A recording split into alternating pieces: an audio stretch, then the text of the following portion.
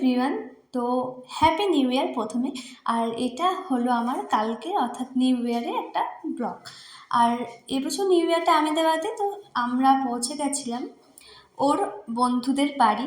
আমাদের প্ল্যান ছিল সকলে মিলে 31st থেকে একদম 1 জানুয়ারি সবাই সেলিব্রেট করা। তো পৌঁছে গেছিলাম সেই দাদার বাড়ি। তো আমাদের শান্তিগ্রাম থেকে খুব একটা দূর নয়। তো আমরা সত্যিই ভীষণ এনজয় করেছি সকলে মিলে। তো আমার এটা লাইফের ফার্স্ট ওর সঙ্গে নিউ ইয়ার সেলিব্রেশন। এখানে সবার মধ্যে আমরা ছিলাম একদম নিউলি ম্যারিড কাপল, আর সবার অনেক দিন হলো বিয়ে হয়েছে। তো সবার সঙ্গে সকালে চা আর কত গল্প গুজব, রাত্রে তো গান বাজনা হয়েছে, আর রাত্রে ভীষণ আনন্দ হয়েছে সকলে মিলে। আর সবার সঙ্গে আমার প্রথম আলাপ, অবভিয়াসলি সন্দীপনদাদের সঙ্গে আমার আলাপ হয়েছিল, কিন্তু সবার সঙ্গে হয়নি। সবার সঙ্গে আলাপ, তারপর আমি তাস খেলা শিখলাম, আমার ভীষণ ভালো লেগেছে। তারপর সন্ধেবেলায় রেডি হয়ে বেরিয়ে গেছিলাম শিব মন্দির। তোমরা তো শিব মন্দিরটা দেখেছো। আর একটা জিনিস আমি রিয়েলাইজ করলাম 1 জানুয়ারি বেরিয়ে, কারণ অনেকটা দূর যাওয়া হয়নি, এই তো এসেছি আমেদাবাদ। তো বেরিয়ে ফার্স্টে পৌঁছে গিয়েছিলাম জুডিও। তো ওর কিছু জিনিস নেওয়ার ছিল, আমারও নেওয়ার ছিল, বাট বুঝতেই পারছো হাতে কম সময় ছিল, আর মেয়েদের তো কম সময়ে শপিং একদমই হয় না, তাই পৌঁছে গেছিলাম জুডিও। আর জুডিওটা একদম আমাদের বাড়ির কাছেই ছিল। তো ও দেখছি একটু সময় লাগাচ্ছে মেয়েদের মতো, যাই হোক। তো ও যখন ট্রায়াল দিচ্ছিল আমি তখন একটু দেখছিলাম, আমার কিছু নেয়ার তো ছিলই, বাট আমার ধরো অর্থাৎ মেয়েদের আধ ঘন্টায় বা 10-15 মিনিটে কিছু জিনিস নেওয়া হয় না। তো আমি ফার্স্ট টাইম গেলাম জুডিও আমেদাবাদে, তো দেখলাম কী কী রয়েছে, একদিন আসা যাবে। তারপর বেরিয়ে গেলাম আমাদের যেখানে যাওয়ার ছিল রাত্রিবেলায় খেতে, তো সেখানের উদ্দেশ্যে। তো এবার আমি বুঝলাম যে এক্স্যাক্টলি আমাদের বাংলাকে না গুজরাট হতে দেওয়া যাবেই না, উচিতই নয়। কারণ গুজরাট হয়ে গেলে তো এত সুন্দর সুন্দর রাস্তা হয়ে যাবে, এত অফিস হয়ে যাবে, এত প্রাইভেট সেক্টর হয়ে যাবে যেখানে প্রচুর মানুষ কাজ করবে। আর আমাদের বাংলা যদি গুজরাট হয়ে যায় তাহলে তো এত বড় বড় রাস্তাও হয়ে যায়, চওড়া চওড়া রাস্তা, এত সুন্দর রাস্তাঘাট, নিট অ্যান্ড ক্লিন, এত লাইট। বাট এখানে কিন্তু কোনো ঘিঞ্জি ব্যাপার নেই, যেটা আমাদের বাংলাতে অবভিয়াসলি আছে।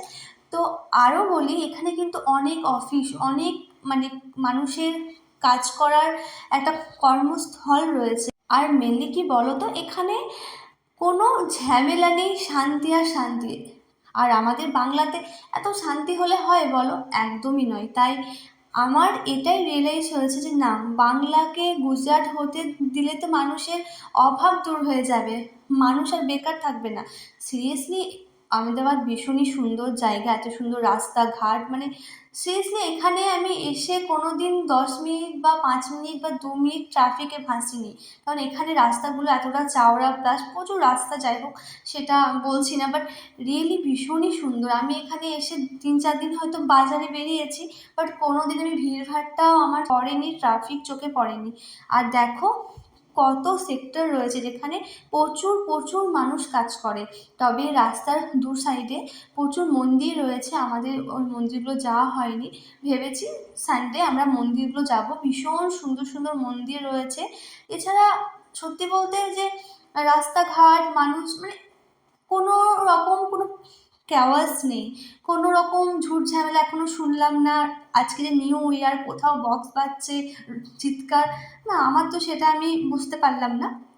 তো দেখো রাস্তার পাশে কত অফিস রয়েছে, কত সেক্টর রয়েছে, এখনও তো অনেক অনেক অ্যাপার্টমেন্ট হচ্ছে, বিল্ডিং হচ্ছে, মানে সত্যিকারে জায়গাটা সত্যি খারাপ নয়। আর বলে রাখি, এটা যে খুব এক্সপেন্সিভ সেটাও কিন্তু নয়। হ্যাঁ, একটু তো এক্সপেন্সিভ হবে, কারণ এখানে অনেক সেক্টর রয়েছে, মানুষ বাইরে থেকে এসে কাজ করছে, কিন্তু অতটাও এক্সপেন্সিভ এখনও নয়, এটা নর্মাল। বাট আমার কিন্তু সত্যি খুব ভালো লেগেছে। আর এখানকার মানুষজন, আমি তোমাদেরকে আবার ভিডিও দেব, আমাদের সোসাইটির আন্টিরা ভীষণ ভালো, আগেও বলেছি। আর রাস্তাঘাট দেখো সিরিয়াসলি ভীষণ সুন্দর। আর সত্যি কথা, আমাদের বাংলাকে গুজরাট হতে দেওয়া যাবে না, হলে তো বুঝতেই পারছো মানুষের কোনো অভাবও থাকবে না, মানুষ নিজের উপর নির্ভরশীল হবে, মানুষ সরকারের কোনো ভাতার উপর নির্ভরশীল হবে না। দেখো কত প্রাইভেট সেক্টর বা সেক্টর রয়েছে যেখানে মানুষ কাজ করছে, মানুষ স্বাচ্ছন্দ্যভাবে রয়েছে। তো আমাদের আজকের গন্তব্যস্থল ছিল প্যালাডিয়াম মল। আর প্যালাডিয়াম মলটা ভীষণ ভীষণ ভীষণ সুন্দর, বাইরে থেকে দেখছি সাজানো গোছানো হয়েছে। ও বললো নিউ ইয়ারের জন্য। তো আমাদের আজকের গন্তব্যস্থল ছিল মানে নিউ ইয়ারের প্যালাডিয়াম মল।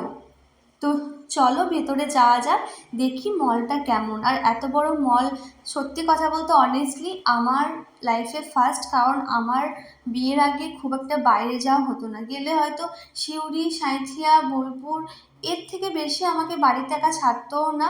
আর আমি যাইও নি, সত্যি কথা বলতে এটা আমার লাইফে ফার্স্ট। তো চলো দেখি ভিতরটা কেমন। ওয়াও, ভীষণ ভীষণ সুন্দর। তো এটা হলো আমেদাবাদের প্যালাডিয়াম মল। তো ভিতর ঢুকলাম, আমাদের এই কিছু কাজও ছিল, তানিষ্কে যাওয়ার ছিল, সেজন্য আসা আর খেতেও আসা। তো সত্যি কথা বলতে গেলে যেমন মল হয়, বাট এতটাই সাজানো গোছানো। আর ক্রিসমাস ছিল, ক্রিসমাস উপলক্ষেও সাজানো গোছানো হয়েছিল। বাট ও বলছে এগুলো শুধু ক্রিসমাস উপলক্ষে নয়, সবসময় সাজানো গোছানোয়। মলটা সত্যি ভীষণ সুন্দর। স্ট্যাচুগুলো দেখো, স্ট্যাচুগুলো ভীষণ ভীষণ ভীষণ সুন্দর। তবে আমাদের হাতে সময় কম ছিল বলে একটু কম ক্লিপ নেওয়া হয়েছিল, পুরোটা ঘোরা হয়নি।